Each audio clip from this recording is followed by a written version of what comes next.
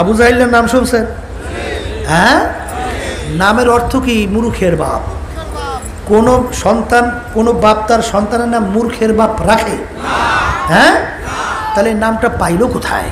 বলে আল্লাহ এবং আল্লাহর রসুল তার উপাধি দিয়েছে মূর্খের বাপ। কেন দিল? ওদিকে ইতিহাস পড়লে দেখবেন তার কিন্তু উপাধি ছিল আবুল হেকাম, বুদ্ধিমানের বাপ। কিসের বাপ? কিন্তু মূর্খের বাপ। এই উপাধিটা, লকবটা আল্লাহ এবং আল্লাহ রসুল দিলেন কেন? চিন্তা করা লাগবে না? কথা বলেন। দুনিয়া ক্ষণস্থায়ী না স্থায়ী? একটু মুখ খুললে বইলেন, না বললে ভিতরে ঢুকবে কিভাবে? আখেরাত কি স্থায়ী না ক্ষণস্থায়ী? আর স্থায়ী ক্ষণস্থায়ী তো বুঝছেন, নিঃশ্বাসের বিশ্বাস নাই। কোন নিঃশ্বাসের? নিঃশ্বাসে বিশ্বাস বলতে কি? উপরে শ্বাস উঠেছেন, নামে নাই। শ্বাস ছাড়ছেন, ওঠে নাই। কথা ঠিক কিনা?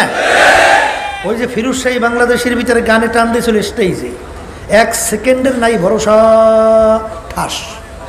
ওই অবস্থায় পড়ছে, ওই অবস্থায় শেষ। কি আল্লাহ দেখাইছেন? বলছো নিঃশ্বাসের বিশ্বাস নাই, দেখ তোর মধ্যে আমি দেখাই দিই। আসলে নিঃশ্বাসের বিশ্বাস, এই হলো দুনিয়া। বলেন এই হলো দুনিয়া। সবাই মুখ খুলে বলেন এই হলো দুনিয়া। আর আখেরাতের জিন্দেগি শুরু আর এই তাহলে আল্লাহ রাসূল সাল্লাল্লাহু আলাইহি ওয়াসাল্লাম উদাহরণ দিয়ে বুঝাইছেন না? তামাম দুনিয়া গোডাউন বানাও, পশ্চিম থেকে পূর্ব, উত্তর থেকে দক্ষিণ, জমিন থেকে আসমান। জমিনে আসমানের দূরত্বের কোনো শেষ আছে? তবে এতটুকু বুঝি, জমিন থেকে আমরা যে সূর্য দেখি, দুনিয়া থেকে বলে 9,30,00,000 মাইল দূরে আছে। দুনিয়ার থেকে যে তারকা দেখি, ওই তারকা নাকি সূর্যের চেয়ে কোটি কোটি গুণ দূরে আছে। ওকে সুবহানাল্লাহ, আলহামদুলিল্লাহ কিছু বলা। হ্যাঁ, এই তারকা নাকি, এই যে সূর্য দেখি, দুনিয়ার থেকে নাকি 13 লক্ষ গুণ বড়। আর ওই যে তারকা দেখতেছি, ওই তারকা নাকি সূর্যের চেয়ে কোটি কোটি গুণ বড়। তার চেয়ে তারকা, সেটা নাকি তার চেয়ে কোটি কোটি গুণ বড়। এবার বৈজ্ঞানিকরা আবিষ্কার করার পরে বলে এত দূরে তারকা আছে, যেটা সৃষ্টি করার পর থেকে তার আলো জমিনে দৌড়ে আসতেছে, এখন পর্যন্ত নাকি তার আলো এসে জমিনে পৌঁছেই নাই। আলোর গতি প্রতি সেকেন্ডে 1,86,000 মাইল বেগে দৌড়ায়। এখন বলেন সেই তারকা কত দূরে? তাহলে এত বড় জায়গা যদি সরিষা দিয়ে বড়, আল্লাহ রাসূল সাল্লাল্লাহু আলাইহি ওয়াসাল্লাম বলেন গোডাউন। এই একটা পাখিকে যদি বলে এ পাখি, একটা সরিষার দানা খাবা, আবার 500 বছর পর আর একটা সরিষার দানা খাবা, এরকম 500 বছর পর পর একটা সরিষার দানা খাইতে খাইতে তামাম দুনিয়াময় সরিষা একদিন না একদিন শেষ হবে। কিন্তু আল্লাহ রাসূল সাল্লাল্লাহু আলাইহি ওয়াসাল্লাম বলেন আখিরাতের জিন্দেগি শুরু শেষ নাই। এই হলো আখিরাত। বলেন আখিরাতের জিন্দেগি শুরু আর শেষ নাই। কথা ঠিক কিনা? আর দুনিয়া 1 সেকেন্ডে ভরসা নাই। কথা ঠিক আছে? তাহলে এই যে আবু জাহাল, এই ক্ষণস্থায়ী সেকেন্ডের ভরসা নাই, এই দুনিয়া সম্পর্কে বুঝছিল, আর স্থায়ী জিন্দেগি আখেরাতকে ভুলে গেছিল।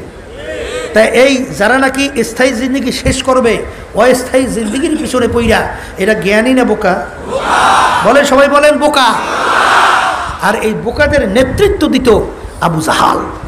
এই জন্য আল্লাহ এবং আল্লাহর রাসূল তার উপাধি দিয়েছে মূর্খের বাপ। কথা ঠিক আছে তো? এরা দেখাও, বলেন দেখে না, সই নাও, বুঝাও, শারুল বাড়িয়া একেবারে নিকৃষ্ট জানোয়ারের চেয়েও খারাপ। কথা ঠিক কিনা? এই জন্য আমি বুঝের জন্যে সংক্ষেপে আপনাদের সামনে এই জানাদের আবার বারবার তেলাওয়াত কেন করা হয়?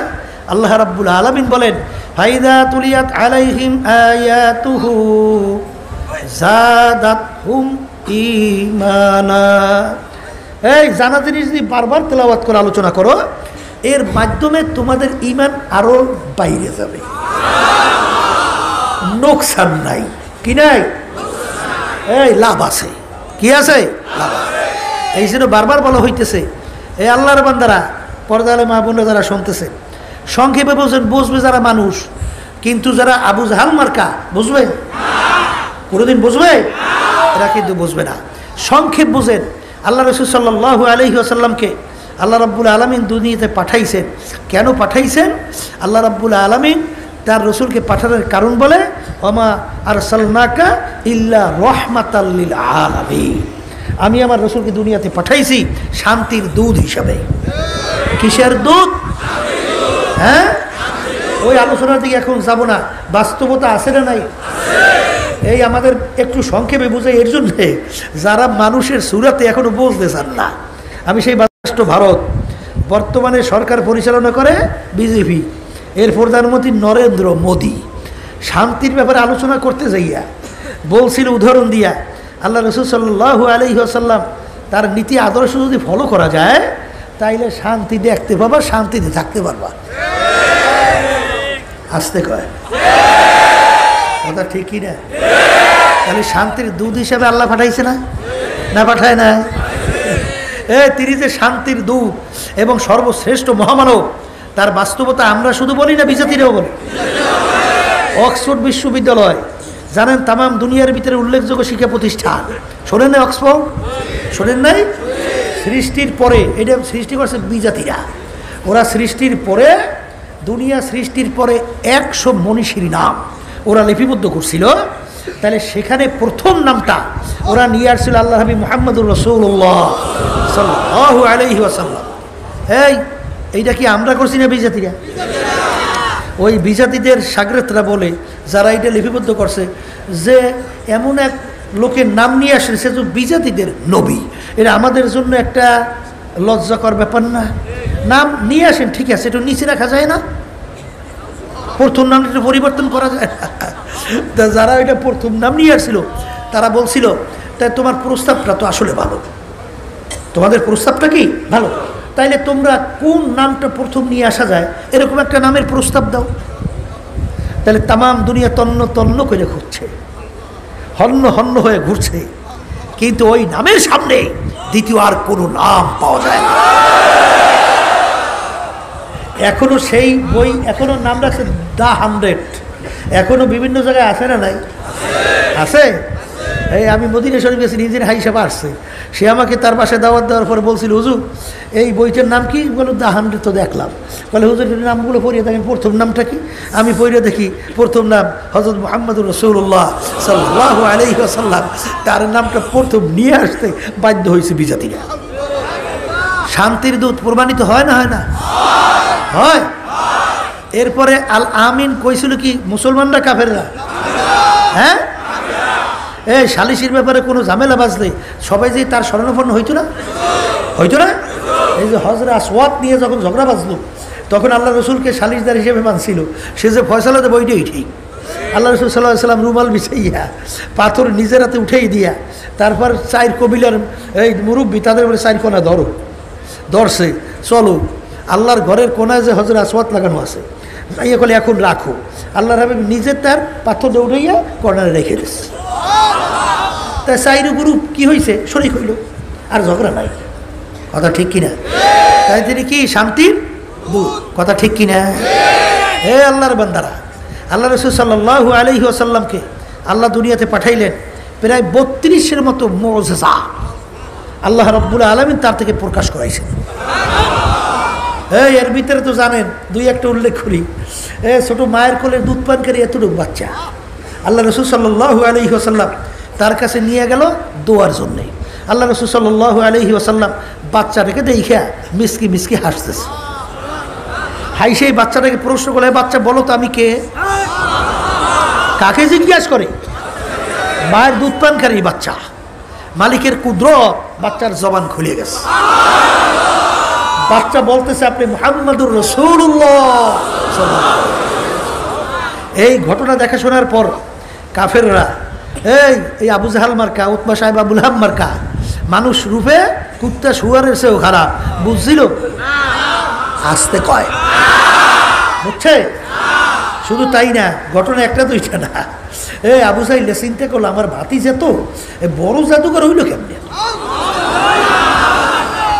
এত বড় জাদুঘর হইল কিভাবে? আবু জাহিল চিন্তা করলো, জাদু চলে জমিনে, আসমানে তো আর চলে না। তাই ভাতিজার একটা ঠেকান তো লাগে এক জায়গায়। মানুষ তো আমাদের দলীয় লোক ফিরানো যায় না, যাকে যাকে যায় কালিমা পরে মুসলমান হয়। কারণ আমরা তো বেকায়দায় ঘুরে গেছি। একদিন বলতেছে, ভাতিজা তুমি যে আল্লাহর নবী, আকাশে চাঁদ 2 টুকরো করে দেখাতে পারো? বলে চাচা যান কী হবে? বলে বলো কি? চাঁদ 2 টুকরি দেখাতে পারলে আমি কালিমা পড়ে মুসলমান হব, তুমি নবী প্রমাণ হবে। আল্লাহ রাসূল সাল্লাল্লাহু আলাইহি ওয়াসাল্লাম আল্লাহর ঘরের পাশের পাহাড় জাবালে কোবায়েস চলেন নাই না, পাহাড়ের মধ্যে উঠা যখন আঙ্গুল ইশারা করলেন সঙ্গে সঙ্গে চাঁদ 2 টুকরো হইয়া 2 দিকে ঘুরে গেছে। আবার ইশারার মাধ্যমে চাঁদ মিলে চাঁদ হয়ে গেছে। হ্যাঁ, এই ঘটনা বুঝাইলে দেখছে না, কিন্তু বুঝ গেছে উল্টা, বুঝেন নাই? এখন আল্লাহ রসুল বলতেছেন চাচা যান কি আপনি বললেন চাঁদ 2 টুকরো করে দেখাইতে পারলে আপনি ইমান আনবেন, তাই এখন ইমান আনবেন না? বলে ভাতিজা একটু বুঝা লই, একটু বুঝার সুযোগ দাও। বোঝেন না কি এর জন্য বুঝতে চায়? মানে মনে করছে কি আমার নজরবন্দি করছে, ভাতিজা বড় জাদুঘর তো নজরবন্দি করছে। আমি কি দেখলাম চাঁদ 2 টুকরো হয় কীভাবে, দেখলাম কি, এই জন্য নজরবন্দি করছে, তাই একটু বুঝা লই। বুঝবে কি বলছেন? ওই আরবের বাহির থেকে যে লোকগুলো আরবের ভিতরে ঢুকবে না, তাদেরকে জিজ্ঞেস করবে যে এরকম আকাশে কোনো ঘটনা কিছু দেখছো কালকে, এটা জিজ্ঞেস বুঝবে একটু। এই জন্য আবু জাহিল হ্যাঁ বসে আরবের বাহিরে যাইয়া ওই আরবের ঢোকার পথের বাহিরে যাইয়া অপেক্ষা করতেছে, লোকরা আসতেছে ঢুকতেছে, জিজ্ঞেস করে ভাই এরকম গতকালকে রাত্রে আকাশের ভিতরে কোনো ঘটনা দেখছো? বলে ভাই কিছু বুঝলাম না, দেখি আকাশে 4টা চকচক করতেছে, কিন্তু হঠাৎ দেখি 4টা 2 টুকরো হয়ে 2 জায়গায় পড়ে গেছে। আবার দেখি চাঁদ মিলে চাঁদ হয়ে গেছে, ব্যাপার তো কিছু বুঝলাম। এখন বোঝাফারা হয়েছে না? কথা বলে না কেন? আল্লাহ রাসূল সাল্লাল্লাহু আলাইহি ওয়াসাল্লাম বলেন চাচা যান বুঝাফারা হয়েছে, এখন ঈমান আনা যায় না? বলে ভাতিজা আগে তো আমি বুঝছিলাম আমার ভাতিজা মানে ছোট মোটো জাদুঘর, এদি বিশ্ব জাদুঘর। আগে জানতাম জাদুঘরের জাদু চলে জমিনের মধ্যে, এখন আমার ভাতিজার জাদু চলে আসমানেও, আকাশের মধ্যেও চলে, এদি বড় জাদুঘর। ঈমান বলেন আনে নাই? ঈমান আনে নাই। এরকম ঘটনা কতর মতো? প্রায় 32-এর মতো, কথা ঠিক কিনা? আল্লাহ রাসূল সাল্লাল্লাহু আলাইহি ওয়াসাল্লাম তার সবচেয়ে বড় মুজিজা হলো কুরআনুল কারীম। সবাই বলেন সুবহান। বলে তা কেমন? এই আল্লাহর বান্দারা, কোরআনুল কারীম যেভাবে নাজিল হয়েছে, আমাদের কাছে এখন কোরআনুল কারীম আছে না? নোক্তার কোনো পরিবর্তন আছে? আসতে কয় আছে?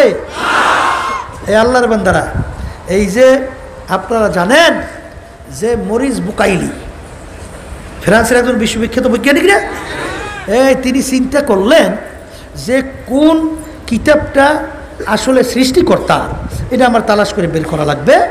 আসলে কোন ধর্মটা দিন নিয়মটা সৃষ্টিকর্তা আমার তালাশ করে বের করতে হবে। তিনি আসমানি কিতাবের সংখ্যা মোট 104। কত? এর ভিতরে উল্লেখযোগ্য বড় কিতাব কয়টা? 4। কুরআনুল কারীম, তাওরাত, ইনজিল, জবুর। কথা ঠিক কিনা? তিনি চিন্তা করলেন যে আমেরিকার তাওরাতের সঙ্গে একটু রিসার্চ করে দেখে, আবার লন্ডনের তাওরাত রিসার্চ করে দেখে পূর্ণ মিল নেই। লন্ডনের তাওরাত এক ধরনের আর আমেরিকার তাওরাত, লন্ডনের ইনজিল এক ধরনের, আমেরিকার ইনজিল আর এক ধরনের, জবুরের এই একই অবস্থা। কিন্তু কুরআনুল কারীম তিনি যেখানে রিসার্চ করে তামাম দুনিয়ার যে কোনো প্রান্তে একটা নোক্তার কোনো পরিবর্তন নাই। এমনকি ওসমান গনি রাদিয়াল্লাহু তাআলা আনহু তিনি যে হাতে কুরআনুল কারীম লিখছিলেন, সেই কুরআনুল কারীম এখনো আছে না? কথা বলেন না কেন? এখনো মদিনা শরীফের মিউজিয়ামের মধ্যে এখনো সংরক্ষিত। ওসমান গনি রাদিয়াল্লাহু নিজে হাতে কুরআনুল কারীম লিখছিল। কথা বলছেন? সেই কুরআনুল কারীম তিনি রিসার্চ করে দেখছেন, দেখে একটা নোক্তারও কোনো পরিবর্তন নাই। এখন চিন্তা করলেন ব্যাপার কি, অন্য আসমানি কিতাবগুলোর পরিবর্তন, কিন্তু কুরআনুল কারীম পরিবর্তন নাই কেন? তখন তিনি ওই কুরআনুল কারীমের ভিতরে আল্লাহ রাব্বুল আলামিন অন্যান্য যে আসমানি কিতাব নাজিল করছেন, কিন্তু তার সংরক্ষণ হেফাজতের দায়িত্ব আল্লাহ কোথাও নেয় নাই, ঘোষণাও করে নাই। কিন্তু কুরআনুল কারীম নাজিল করার পরে রব্বুল আলামিন ঘোষণা করছেন, ইন্না নাহনু নাযালনা যিকরা ওয়া ইন্না লাহু লাহাফিজুন। কুরআনুল কারীম নাজিল করলাম আমি, ওর হেফাজতের দায়িত্ব, সংরক্ষণের দায়িত্বও নিলাম আমিন। কে বলছেন? আল্লাহ। এই জন্যে আজকে সুইডেন, ডেনমার্ক, বিভিন্ন জায়গায় কোরআনুল কারীমকে পোড়াইয়া আজকে ধ্বংস করা হইতেছে। কিন্তু হে বেঈমানের দলেরা, হে অমানুষের দলেরা, ভালো করে যাই না রাখিস, তোরা যত চেষ্টা করবি হে কোরআনুল কারীম দুনিয়ার থেকে মিটাতে পারবি না। হেফাজতের দায়িত্ব কার? কুদরত মালিকের। বোঝেন কিছু? আজকে 36 জন ছেলে আমাদের হেফজখানা থেকে হাফেজ হয়েছে। দেখছেন এতটুকু একটা বাচ্চা? দেখছেন? ওকে পাগড়ি দিলাম না? ওই ছোট বাচ্চার সিনার মধ্যে আলিফ লাম থেকে শুরু করে এই ওয়ান্নাস পর্যন্ত এক দাঁড়ায় আল্লাহ রাব্বুল আলামিন সিনার ভিতরে ঢুকাই। অন্য কোন দুনিয়ার এরকম কোন বই পুস্তক শুনছেন? আপনারা শুনছেন? আমরা শুনি নেই। যে এরকম দুনিয়ার কোনো কিতাব বই পুস্তক একের প্রথম থেকে শেষ পর্যন্ত নোক্তা মানে বাদ্দা দিয়ে এক টানে কইতে পারবে এরকম আমার জানা নাই। কি কথা কন না কা? এই সবচেয়ে বড় মুজিজা কোরআনুল কারীম। কথা ঠিক না? এরপর আমার বাজানদেরকে বলবো, পর্দালে মা বোনরা যারা শুনতেছে, মনে করছেন আমরা হুজুর কিছু বুঝি না, সব বুঝেন আপনারা। বুঝেন খেরাইয়ে মতেন আর কোন বলে বান্দরের জাত। কথা কয় না, মানে এইটাই তো বুঝছে। এই কইলাম কে বোঝেন নাই? খেরাই মতেন বললাম কে বোঝেন নাই? ওরা চিন্তা করে আমাদের পূর্বপুরুষ বানর, তা বানরে বৈশে করে না দাঁড়াইয়ে সারি যায়। হ্যাঁ, ওরা চিন্তা করে আমাদের পূর্বপুরুষ বান্দর, তা বান্দর আমাদের পূর্বপুরুষ দাঁড়াই প্রস্তাব করে। আমরা বৈশে লাভ কি? আমরাও দাঁড়াই দিলাম সাইডে। কথা ঠিক না? ওরা তো মনে করে যে বান্দরের জাত, এই ওরা পাইছে। ঠিক না? আমার আব্বাজান রহমাতুল্লাহি আলাইহি একটা সুন্দর কথা বলতেন যে হে মুসলমান বিদ্বেষী চক্ররা, ওরা যে বিভিন্ন ধরনের আজকে মাদ্রাসার বিরুদ্ধে বিভিন্ন ষড়যন্ত্র শুরু করছে, আলেম ওলামা হক্কানীদের বিরুদ্ধে বিভিন্ন ষড়যন্ত্র শুরু করছে। কথা বলেন? কথা ঠিক না? ইসলামের বিরুদ্ধে বিভিন্ন ষড়যন্ত্র শুরু করছে। কিন্তু যত ষড়যন্ত্র করো আর যত বিভিন্ন ধরনের কৌশল করো, মালিক ঘোষণা করছে, ভুলে গেছো? ওয়ামাকারু ওয়ামাকার আল্লাহ আল্লাহু খায়রুল মাকিরিন। ওরা ষড়যন্ত্র করবে, এর চেয়ে বড় কৌশলী আমার মালিক। মুহূর্তের ভিতরে দাঁত ভেঙে দেবে, টেরও করতে পারবো না। ঠিক না? ষড়যন্ত্র করতে আছে ষড়যন্ত্রকারীরা, করতে থাকুক, দেখি কবে বাড়ে। ঠিক না? এই আমার বাজানদেরকে বলবো, যারা নাকি এখনো ওদের প্রস্রাব পায়খানায় পাচার খাইছেন, আমি সেই বাজানদেরকে পর্দালে মা বোনদেরকে বলবো, খবরদার, ওরা কিন্তু আলেম ওলামা বিদ্বেষী। কথা কন না? এই ইসলামী শিক্ষার বিদ্বেষী। এর কারণ কি বোঝেন নাই? ও কারণ অত লম্বা আলোচনা করতে যাব না, সঙ্গে এতটুকুই বোঝেন, ওরা তো মনে করে আমরা বান্দরের জাত, তাই পুরোপুরি বান্দর না হইলে হয়। এই যে পাশ্চাত্য দেশগুলো শোনেন, আমেরিকা সহ প্রেসিডেন্ট থেকে শুরু করে এলাকার চৌকিদার পর্যন্ত কেউ দাবি করতে পারে না সন্তানটা আমার। বুঝেন নাই? সব কুত্তার মতো আচরণ। আসতে কয় এইবার পাল্লাপাল্লি শুরু হয়েছে, কার আগে কেটে বেশি ল্যাংডা হইতে পারবে। আসতে কয়। কথা ঠিক না? তোরা তো চিন্তা করছে আমরা বান্দরের স্যার, তা বান্দর কি পোশাক পরিয়ে চলে আপনার দেশে? হ্যাঁ, না ল্যাংডা ফ্যাংডাই চলে। ওরা চিন্তা করছে আমাকে এই পূর্বপুরুষের সেই সুরাত ধরতে হইবে, এই জন্য ওরা পাল্লা দেশে কেমনি ল্যাংডা হইতে পারে। বিদেশে শুনছি একটা জায়গা বলে আছে, হ্যাঁ না বলে কোনো কাপড় চুপড় নেই, সব ল্যাংডার দল। কথা ঠিক হবে? এই ওই গেছেন সিলেটে, বুঝছেন, একজন আমেরিকা, তার বাচ্চা কাচ্চা সব সহ থাকে, তাই উনি খুব আলেম ভক্ত, আমরা গেলে খুব মহব্বত করে। তো একদিন আমি জিজ্ঞেস, খুব বড় ধনী মানুষ, ওই মসজিদের সামনে বড় বড় সুন্দর সুন্দর বিল্ডিং, একার বিদেশি স্টাইলে করা। আমি জিজ্ঞেস করি যে আপনার ছেলে সন্তান কয়জন? তা ছেলের কথা কইলে 2 জন, মেয়ের কথা কি হয়েছে মনে নেই। আমি বলি ছেলেরা কোথায়? কলে হুজুর বলতে পারি না। আমি বলে মানি, আপনার ছেলে আপনি বলতে পারেন না? কলে হুজুর ওই দেশের নিয়ম হলো ছেলে মেয়ে যখন বড় হয় তখন তাদের ইচ্ছে মতো যেদিকে ইচ্ছা সেদিকে চলে যাবে, বাপ মার বাধা দেওয়ার কোনো আইন নাই।